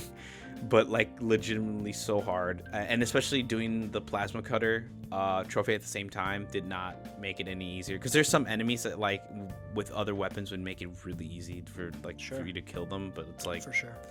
But yeah, that was the bulk, one bulk of the whole pie. But my other 2/3 were playing Monster Hunter World Iceborne and playing Fallout 4 modded on my PC. Monster Hunter World Iceborne on my PlayStation. But yeah, it was good to revisit Iceborne again. It was like, ooh, the tantalizing smell of hunting monsters, really good. You're the monster. They're just minding their own business. No, fuck them. I'm gonna go kill them. I need their kneecaps to make my armor look sick. I need your nothing else, just your kneecaps. Exactly. And then Fallout 4 modded, obviously. Fallout 4 finally got it on PC, so I was like, first thing, let's mod the damn thing. Boom, modded it. Looking pretty good, pretty decent. Nice. And then that's literally all I played this week. I haven't played Overwatch or anything. I haven't touched it. Those are my 3 games. And I'm, like I said, I'm sucked back into Fallout 4. You've heard me talk about it before, but like, I'm getting videos, I'm rewatching lore videos. There's even this fucking series I've been watching. It's like an hour of useless Fallout 4 facts. I've been Best kind of facts, the useless ones. Dude, and I think I watched part 3 first because it was the first thing I saw that popped up. I want to see. Maybe I'm interested. Let me watch part 3. I watched part 3. I got like 30 minutes in. Keep in mind, each video is an hour long. Part 3 was 2 hours and 45 minutes. So I watched the first 30 minutes of that, and I'm like, let me go to part 1. So I went back to part 1. Oddly enough, I'm currently watching it. But yeah, Fallout has a death grip on me now again. Watch. I haven't watched anything recently, actually. I've been meaning to watch the new anime Dan Da Dan. I've heard it's really good. Dan Da Dan? Oh, actually, I have watched something. I watched the One Piece fan letter episode with Taylor. It was really good. It was really good. She really liked it. She didn't. Date night. She didn't. Shut your mouth. She didn't she hadn't finished One Piece's like first 3 arcs yet. Or no, she did, but she wasn't all the way to where I'm at, which is technically at the end. It's not the end, Sure. but it's like where we are currently in the story. Sure. Because the show, for some, we haven't found the One Piece yet. Anyways, she's like a little bit earlier in the series where she's still meeting everyone, but what do you call it? The fan letter she like really loves because it was really great animation, and it was like it was like a little like filler episode about like what the One Piece world is like from the perspective of like a normal citizen, because like it's an anime, so like all the characters are like fucking superhuman, massive, going nuts, going nuts, like fucking massive, and it kind of like humanizes everything and going like there's normal people in these like battles and places that like shit happens, and it's like perspective. It's a very interesting. If you have never watched One Piece, it's still a really good watch, because even Taylor, who like wasn't even done with the series, literally said like, I don't know any of the references, but this episode was like really good. It was heartfelt. It's a heartfelt episode. You really like it. But I hate heart. you're like, I hate feelings. I'm a rock. But I am the rock that Patrick lives under. Anything else? I need to watch Arcane. I'm waiting. Yeah, I got Netflix again just to watch Arcane. And it's divided into 3 chunks, and I want to wait until they're all out so I can binge watch the whole thing. Yeah. Because it's I mean, I don't want to rush it because it's the final season of the. There's only 2 seasons, which I respect. You know, they went in, they have a clear vision. They're doing 2 seasons of Arcane with these characters, but they are going to do more stories in that world. With you know what's so characters. fucking hilarious? What? Is that I remember when Arcane first came out, and the developers of like Riot Games were like, they were literally not confident. I shit you not, we're not confident on this TV show. Sure. That they were like, oh yeah, so like that's just a TV show. We just gave them. Sorry. Go ahead. No, they were like, we just gave you the reign. They were like, yeah, we're just giving them the reins to make their own story in an Elseworld universe. And literally after the huge fucking like praise of Arcane, they were like, so Arcane is a part of the world. It helps. We worked with the studio very closely, and we made this project. Sure. and you know. Yeah. The Arcane is a part of our Legends backstories. It doesn't change the current story of League of Legends, but it is our origin stories for some of these characters. So like, it's so fucking hilarious that they did a whole complete 180 after the show popped off. They're like, yeah, it's a part of the universe. What are you talking about? It's so part of the universe. You know the African American character, the Lady Miranda or whatever. Sure. She's a legend now. In the game, There you go. I think, or was she? I mean, no, I think people like me, who Yeah, I think right. I played League once in high school at a friend's fucking sleepover birthday party, and I'm like, yeah, that's enough for me. Fucking love Arcane. I want to wait. I'm gonna wait till it's all out, and I can binge it all, and then I'll be sad when it's over. Yeah. And then, that'll be it. And then we'll get Arcane spin-offs. Arcane. You know what just blah, blah. occurred to me though, because we talked about it, the video game nominees are getting announced Monday. Yeah. And one of the categories is best adaptation. Will Arcane make the cut? Because technically it's not all out yet. The Maybe. third part hasn't come out yet. Maybe. Yeah. When will the third part come out? I think next week or the week. Yeah, I think it's next week. Because I think part 2 is this weekend, and then next weekend is part 3. So I don't know if it'll Game make the Award cut. cutoffs is Monday. Monday. Yeah, because they were cut off because the announcement is Monday. I think maybe. Either way, Fallout is winning this year. Oh fuck yeah. Fallout is 1,000% winning. But I'm very excited to watch Arcane and finish Fallout. Reads? No reads. Didn't read any comic books this week. What about you, man? What did you do this week? Well, I actually played on my Pro. Okay, general verdict. I'm just gonna get it out of the General way. verdict. If you are not like me, and if you aren't, good job. I hate you. I envy you. But just stick with your PS5. till the PS6 comes out. Most people will not notice the difference. I noticed the difference. I played 3 games this week. You graphic crack fiend. Which is ironic because I never use my PC. I know. I played Black Ops 6's campaign before the Pro patch came out. It ran fine, the campaign. The game has autosave stutter, which I fucking hate, but it's not the first cross-gen game that I've played that has it. Doom Eternal had it on PS5. Both Assassin's Creeds fucking have it. Hi-Fi Rush on PC had it. It's an issue that happens. Black Ops 6 has it, whatever. But yeah, again, I can't talk on that because they didn't release a Pro patch, but it ran fine, PS5 version. The game itself, the campaign, fucking amazing. There are 2 levels in that I really like. There's one that's a bit of an open world level, kind of like Metal Gear Solid 5. It's a mission structure. You have these little side objectives you can do, these SAM sites. Oh yeah. I've seen full reviews, and they're like, oh yeah, they took what was good about like that open world campaign sections in Modern Warfare 3, I think. Maybe. Yeah. Sure. I think it was Modern Warfare 3, the newer COD, the 2019 or not 2019, 2023 Modern Warfare 3. Yeah, last year. Yeah, last year. They took the good parts, which was like, finding like score streaks and like helping with like the final objective.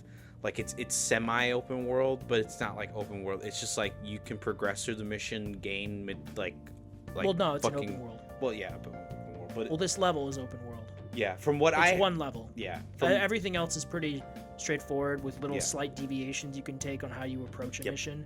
But it's not like Cold War, which actually had like choices that could affect the outcome of the ending. It's not that open. The end is one ending that sets up Black Ops 7, which I'm all for. Mason's alive, I think. Yeah, he is. But yeah, that level, the open world one, I liked. And there's one level that was trippy-ish.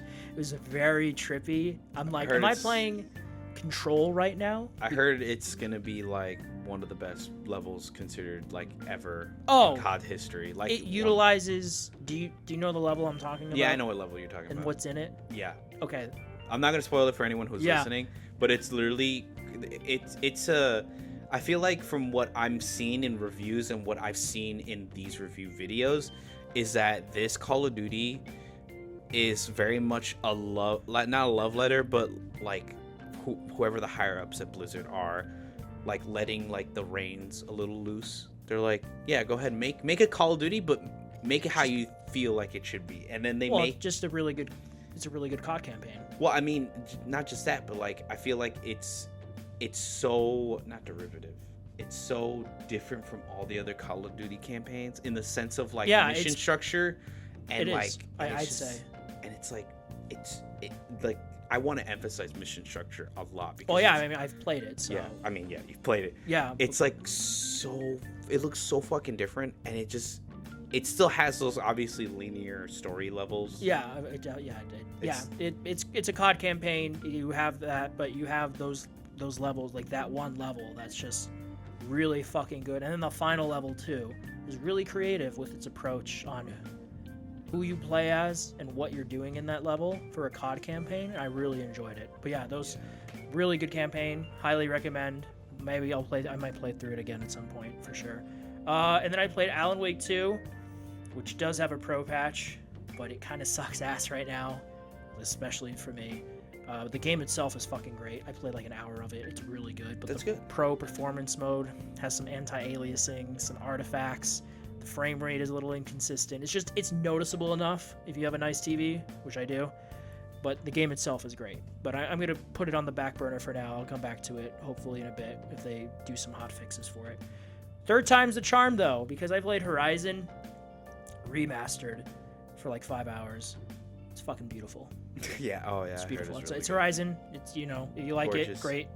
If you don't, it's not going to change your mind. It's a remaster, but it is fucking stunning. It looks so. There's 3 modes on the Pro. There's Pro Performance, Pro Fidelity, and Pro Balanced. I'm doing Balanced because get a balance of both, and the frame rate's good enough for me, and it looks so good. I was playing it last night and I kept pausing just to like look at everything because it was like, fuck, it looks amazing. I I like my games a little saturated looking to make the colors pop more, and it looks fucking amazing. It's Horizon, but yeah, that runs really well on the Pro, of course, because it's a Sony in-house studio, so they utilize the technology the best, obviously. I haven't played Final Fantasy yet. I want to, but I played those 3 games, and they're great. The Pro itself. It's fine. Unless you're a stickler like me, don't just keep your PS5. Just wait until the PS6 comes out. Yeah. In a few years. Had a couple of issues with it. Nothing huge, but I turned it on the other day, and then it asked me to adjust the screen and do the HDR calibration again randomly, which I'm like, I already did this, but whatever. I did it again. No, yeah, my PS5 does that sometimes, where it just asks me readjust. I never the had screen. my PS5 do that. No, yeah, my PS5 does that. Like, it doesn't do it often, but it did it like once or twice before. It hasn't done it in a very long time now. Oh, that's good. And then I had it was weird. It was like this weird stuttering that happened when I watched a movie, but it was a disc, and it might have been the disc. And then and I played Horizon, and then it did it a bit, and then I unplugged the system. I turned off the system, and I unplugged everything, and the old hard Reset, turn off, yeah. turn on again. And I turned VRR off just, in case, because I don't need it What right is now. VRR on? What is that? What is it? Yeah, what is VRR? It's fuck, I'm not good at explaining this shit. It lets you, I guess it can unlock the frame rate, kind of. Okay. So you can get like a bit of a higher frame. It's inconsistent though. Okay. Yeah, because I was wondering what the hell that setting was on my PC. Here, I'll read it to you because I'm not good at it. VRR. It just sounds like Here, VR. Can someone explain VRR like I'm 5? What does it do? Okay, here you go. So let's say your TV is a typical 60 hertz TV. That means it updates 60 times a second regardless of the game's frame rate. A 60 FPS game will be in a perfect sync with your TV, as will 30 FPS because each frame will be displayed twice. When your game is running at a frame rate in between, it's not in sync with the display anymore than if you end up with, it's not in sync with the display anymore, and you end up with screen tearing as the image being sent to the TV changes partway through the image being displayed. VRR stands for variable refresh rate. It basically means the display's refresh rate can vary to match the source of the image so that it always stays in sync. So there you go. So it can help with like screen tearing and shit. Okay. But I don't again, I'm playing a game right now that's like the frame rate is perfect, so I don't need VR. Like not every game needs VRR. No, yeah. So again, I turned it off. I haven't noticed that again.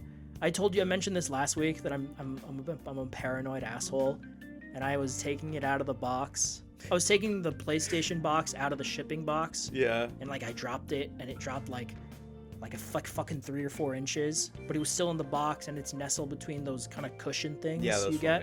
Yeah. And I'm like, did I damage my PlayStation? Dude, I had that same thing with my PC. You dropped your PC? No, I didn't drop it, but like I slid it out of the box, and it was just like a tiny little. Didn't you have it upside down or something? Yeah, I did have it upside down for a bit. Oh, you did. Yeah, I remember that. And you're like, oh fuck. Yeah, and I realized wait, those aren't the legs. That's the fucking thing that holds the Wi-Fi. Well, it's working fine, right? No, yeah, it's working fine. Nothing's wrong with my PlayStation is working fine with except the little issues here and there, but I haven't experienced anything since Thursday, and Horizon is looking and running great, so that's good.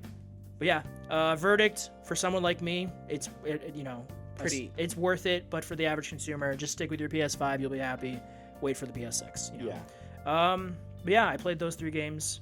They're great. Variety of experiences with the Pro. That's good. Obviously. Did I give my review of my controller, the Pro Edge? I don't think I did last episode, did I? No, you didn't. Oh, well, after you finish your little review. Okay, sure. Yeah. Fuck, what did I watch this week? I watched Sorry, I was like, wait. No, yeah, you're right. I forgot you didn't do that. But yeah, that's my very quick review of the Pro. What did I watch this week? Heretic, which is kind of a psychological psychological horror. He mentions like a character. Jar Jar, yeah. He does. Jar Jar.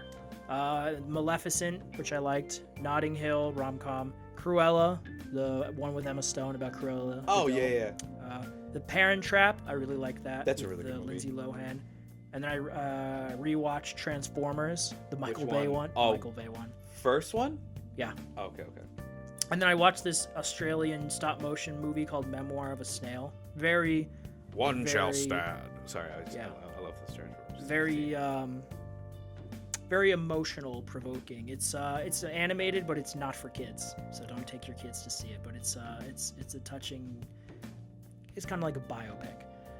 I really like that one. No, yeah. But yeah, that's what I watched. And then reading wise, fuck, I'm not remembering everything. I started reading the recent Poison Ivy series, which is really good, very trippy. I read Batman, Absolute Batman issue number 2 because that came out this week. Metal as shit. Batman as fuck. Batman as fuck. If you read it, you'll know what I'm talking about. Absolute Batman as fuck. It was, I'm still enjoying it. I'm liking this iteration of Batman. His friend group being his rogues gallery, Alfred being a hitman, Martha's alive, Commissioner Gordon is Mayor Gordon. Yeah, really enjoying it, and he's a swole motherfucker. Dude, yeah, he's a unit. He played fucking football. Yeah, he did play football. And then I started rereading, I'm on issue 14, I think. I started rereading Invincible. Oh, okay. Because it's fucking amazing. No, I yeah, love Invincible's great. But yeah, that's it for me. The way you just kind of fucking slammed your phone like that's I it. dropped it, but Oh. what about, do you want to talk about the yeah, Edge a bit? yeah, quickly. So if you guys don't know, while he also purchased his PS4 Pro, I purchased my little $200 controller known as the PS4, the PlayStation Pro Edge controller. Madman. Insane, I know, right? $200 for a controller. And I gotta say, I mean, if you're like me, who likes precision and like basically likes tweaking his shit for his games, like his sensitivity and everything like that, like all the details. But if you're just a casual, don't buy it. But if you're someone who plays a little bit competitively in some of their games, like Overwatch, fucking Fortnite, fucking like anything like that, or just like a stickler for like I want precision, even if you're playing like a single player game like me. I literally have a loadout. Like in the PS4 Pro Edge, you can make profiles for different types of games. I have a profile that I made specifically for single player / arcade games, aka Dead Space, aka like God of War, any single player game I play. I have a loadout for that. I have one for Overwatch, and then I have an empty one, and then I have the default one, just has like all the regular like sensitivity controls of a regular PlayStation controller. But like I said, I literally I like it. It's really good. You literally like it. You the don't only metaphorically like it. problem is the battery life, but that's because of what it does. It has What's the battery life on it? I would say like 3.5 hours. That's fucking terrible. I know. For a $200 controller, I mean, I know what it does, but that's no. I'm happy with my Astrobot controller. I'm gonna be honest. It's because it expects you to use the you can't really see it out because my chair's in the way, but it's connected like into the plate. So when you get cable. The cable, but this isn't just any like cable. This is the one that comes in with the super cable.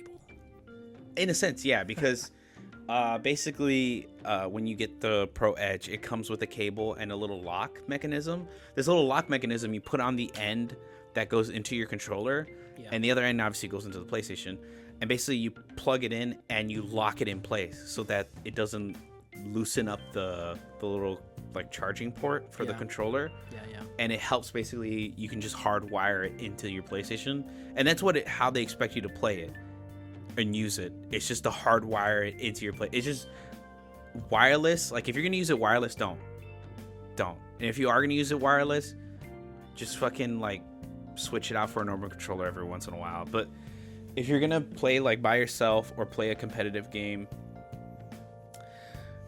you're gonna hardwire it in. I would say if you're like that, who like prefers precision, prefers to have your controllers wired to your console, and like basically be semi or just competitive in general, this is a controller for you. $200, I say, is worth it. It comes with sticks. Like it says, it comes with that USB charging cable, which comes with the little lock mechanism, so that, like I said, it doesn't, over time, you know how like the charging port loosens and it's hard to charge a controller. That this locks it in so it doesn't move at all or fall off or get unplugged by accident. And it will basically, and then it also unlocks a setting where you can have it detect that it's hardwired in. Like, basically, it will ask you, would you want it to be connected through Bluetooth, which is wireless, Sure. when it's plugged in, or do you want it to connect hardwired? Like, it lowers the delay of inputs of everything on your controller. So from jump to R1 to all the buttons on the damn thing. But I in my opinion, pretty much worth it. Like I said, replaceable sticks, charging port, its own case. It's very comfortable to use. The triggers. Oh, you can also adjust like how tough are the triggers, like hair triggers. So you can have it be like a normal trigger where you hold down, like it goes all the way, but you can flick. There's like these buttons on the back where you flick up, Sure. and it locks the trigger so that it literally, as soon as you tap it, it's like super stiff. I'll show you after in the podcast, but basically, people, if you're looking, like I said, precision, competitive edge, and you want it to kind of match your PlayStation in a way, I would get it. It's comfortable. I like how you. It takes a minute to get used to when you add the back bumpers, though. I will say that's a bit of like my hand cramped up a bit, but my hand's gotten used to it. I like about using my pinkies now because I have, like I said, I added buttons to the bottom. Yeah. Because it comes and also add on to that, it comes with buttons that you can add on, so you can have more buttons, more inputs. It's kind of funny how you like you're more kind of intricate and not intricate. What's the right word? Involved. You care more about the controller. No, yeah, I care about more like the movement, the feel, yeah. And then like I don't give a shit. As long as it works, it works. Yeah. But for me, it's the visuals. You're like more anal about the controller, and I'm more anal about how it looks. Yeah, I think that's like the opposite. Like, you like how it looks. I like how the game feels. Like, I prefer that more than like what the game. I mean, I looks like how the game feels. Okay, I'll give you a prime example. Astrobot, but that's because of its utilization of haptics. Oh yeah, Because Team Asobi uses it better than anyone else. Horizon uses it really well too. I noticed yesterday where I was in this town and there was a little celebration going on and there was a drumming, someone was playing, and you could feel the drumming on your controller, and I'm like, that's fucking cool. So in that regard, I do like it and notice it, but when it comes to actually playing the game, I don't know. I just, as long as the buttons are responsive, I'm good with me. Obviously, I love good gameplay. Oh yeah. But for me, it's just like, because I'm looking at it, I like my visuals to be as sturdy and, performance to be as good, optimal as it can be. Yeah. Yeah. I can't fucking stand autosave stutter. That is the bane of cross-gen games. That's the bane of anyone's existence. There's just, I guess because this generation is the one where you get like a lot more 60 FPS stuff. Yeah. I've only noticed it with cross-gen games. Yeah. I've noticed it a bit more recently playing like Just the four games I mentioned, and then Black Ops 6. Mhm. Again, great campaign. I fucking love that campaign. I think I might play it again, honestly. No, yeah. Also, Bill Clinton cameo. Shout out, my boy Bill on the stage. You can take a picture of him. That's crazy. That's cool. Well, that's it, right? That's pretty much it. Yeah, for the I week. think so. Yeah. I think so. Thank you guys for tuning in. Yes. Leave a like, comment, and subscribe, Or don't. and just let us kind of, talk in a very dark room for hours and hours upon end about fun shit we like to talk about. Exactly. Enjoy the rest of your day, people. Stay safe out there, and goodbye. Farewell.